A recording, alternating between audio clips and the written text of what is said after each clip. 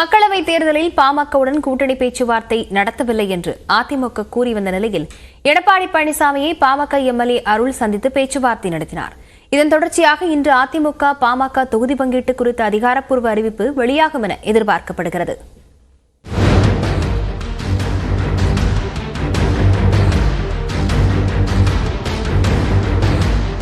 அதிமுக பாஜக கூட்டணி முறிந்துள்ளதால் அவற்றுடன் சேர்ந்திருந்த கட்சிகளும் சிதறி உள்ளன.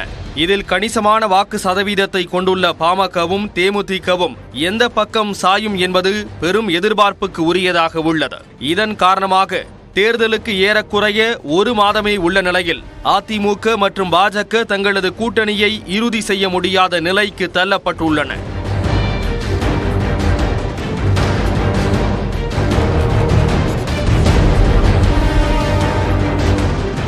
இது குறித்த கேள்விக்கு அண்மையில் பதிலளித்த அதிமுக பொதுச் செயலாளர் எடப்பாடி பழனிசாமி தேமுதிகவுடன் பேச்சுவார்த்தை நடத்தி வருவதை உறுதிப்படுத்தினார். ஆனால் பாமகவுடன் எந்த கூட்டணி பேச்சுவார்த்தையும் நடக்கவில்லை என்றும் விவரித்திருந்தார். இதற்கிடையே பாஜகவுடன் தொகுதி பங்கீடு பேச்சுவார்த்தை நடத்த பாமக தலைவர் அன்புமணி டெல்லி பயணம் மேற்கொண்டதாகவும் செய்திகள் வெளியானது. ஆனால் அதிகாரப்பூர்வமாக எந்த அறிவிப்பும் வெளியாகாத நிலையில் பாஜக தலைவர் அண்ணாமலையும் இது குறித்து விளக்கம் தர மறுத்துவிட்டார்.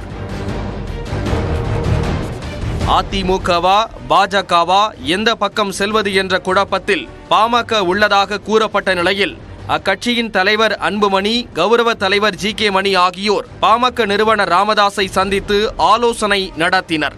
இந்நிலையில் அதிமுக பொதுச் செயலாளர் எடப்பாடி பழனிசாமியை சென்னையில் உள்ள அவரது இல்லத்தில் பாமக எம்எல்ஏ அருள் 1 மணி நேரம் சந்தித்து பேசினார்.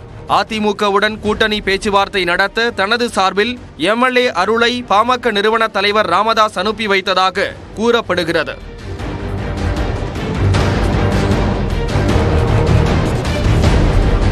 இதைத் தொடர்ந்து அதிமுக தொகுதி பங்கீட்டு குழுவுடன் எடப்பாடி பழனிசாமி ஆலோசனை நடத்தினார். முன்னாள் அமைச்சர்கள் தங்கமணி, வேலுமணி, ராஜேந்திர பாலாஜி உள்ளிட்டோர் இந்த ஆலோசனையில் பங்கேற்றனர். இதனிடையே இலையுதிர் காலத்தின் மரத்தில் பூத்து குலுங்கும் மஞ்சள் நிற பூக்கள் என சமூக வலைதளங்களில் ஜி.கே. மணி புகைப்படங்களை பகிர்ந்துள்ளார். இது அதிமுக உடனான பாமக கூட்டணி உறுதியாகிவிட்டதை குறிப்பதாக நெட்டிசன்கள் பலரும் கருத்து தெரிவித்து வருகின்றனர்.